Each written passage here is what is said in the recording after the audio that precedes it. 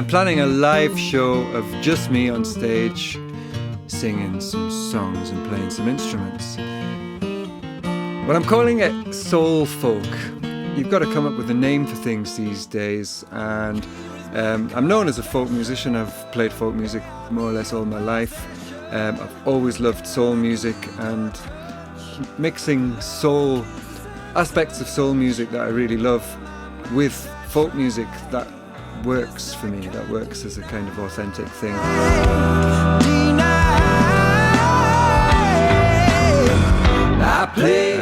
And it's something I've always done. When I listen back to the recordings I used to do, 4-track recordings I used to do when I was a kid, you could describe all of them, almost all of them, as soul folk. The folkiest song in the set is probably the one I wrote for my granddad, called The Blythe Trimmer.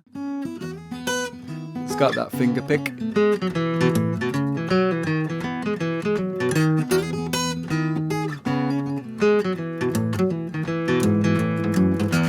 My name's Jack Reed and I've worked in Blythe since I was 19. I retired at 65, the war came in between.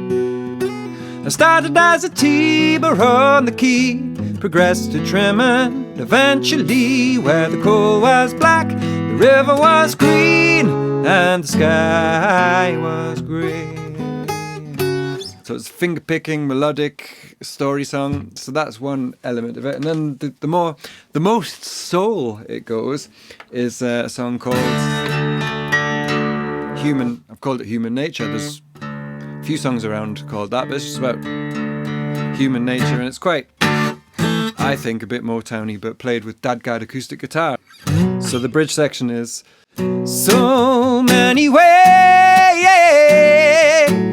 to help you or hurt you. One moment we'll hold you near, the next we'll fill you up with the earth.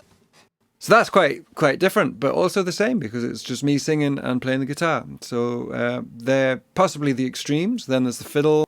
Voice and fiddle is something that I've done again and again over the years, and it's like a choir in a bag. You just play the two open strings or two notes on the fiddle and put a third note in with the voice, and that carries the tune.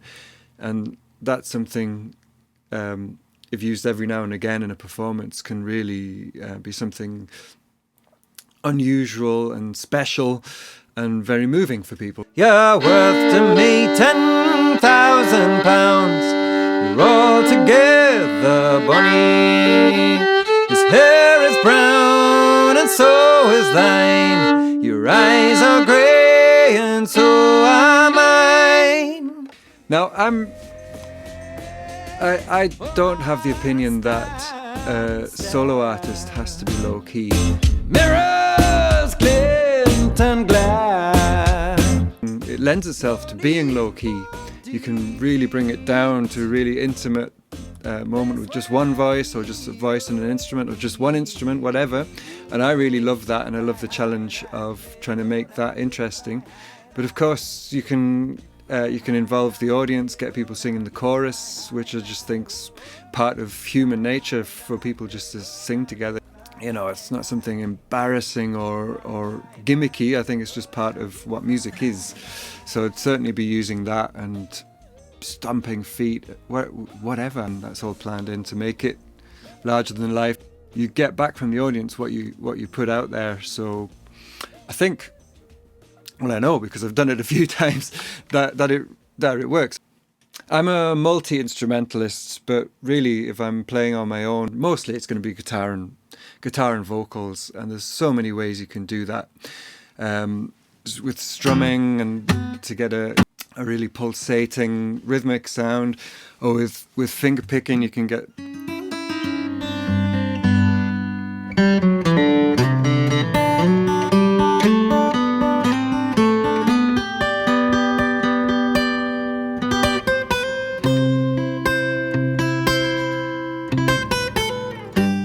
rhythmic things. I've made an album of of solo fiddle music, so that doesn't scare me anymore. And that's a thing I love. So there's that, but it probably wouldn't feature that too much. Well, the preparation's a funny thing because I don't even know when I started doing this. As a musician, I'm probably best known for being one half of the duo Broom Besoms. But before I met up with Mark and we started Broom Besoms, I'd already finished recording my first solo album, The Snow Tree. And that really is the direction that I've gone in as a solo performer. You know, it's a good few years ago that album was made, so I've learned a few tricks since then and tried a few things out. So a continuation of that theme, really. The second step of preparation was the fiddle CD, of really pulling together my fiddle skills to make that a performance in its own right, just the solo fiddle.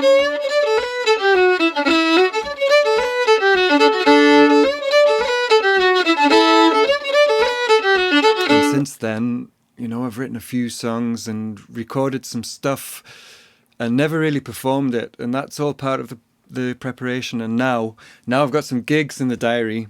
It's about pulling all those things together and putting them into a form that can be put on stage as an interesting, entertaining and set that sounds like it's all one thing.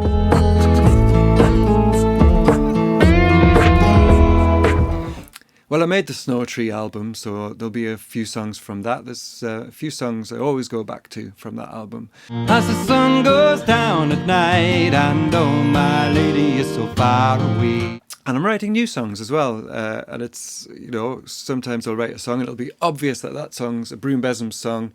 That's what we're going to do with it. And then there's other songs where it just doesn't fit with Broom Besoms. And these songs have always gone by the wayside. They've always got dropped and forgotten about almost. But I never really forget them, and it's a chance for me to polish them all up. Yeah, some of the recorded versions that I've done for the YouTube channel or for albums, I've slapped a lot of instruments. I play a lot of instruments. I'm interested in arrangements, so...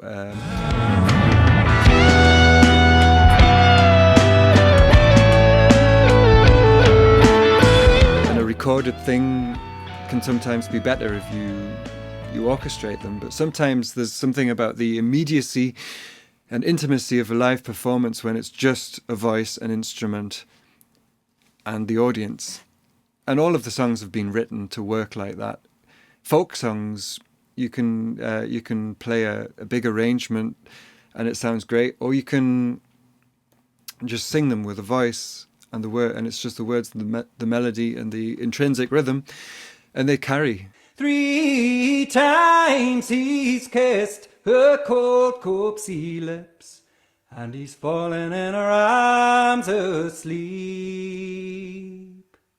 So I tend to write songs like that anyway, in that style. Nothing wrong with other styles, but that's just what I've always lent into.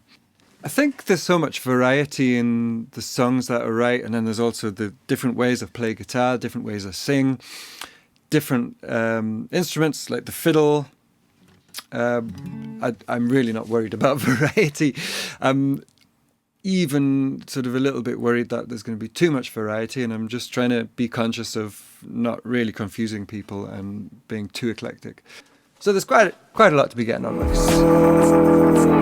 Come gather round me, you hidden heroes, waiting in the darkest corners of the hall. You always had your dreams to chase, and oh, my lady is so far away. You always strove to find your place, and oh, my lady is so far away. They televised it all, the unsurprising fall.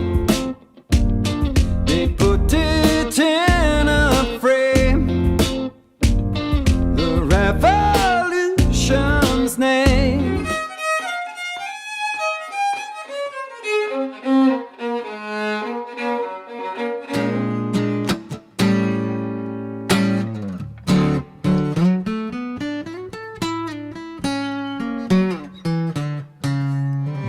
Blow another chance to out another dime.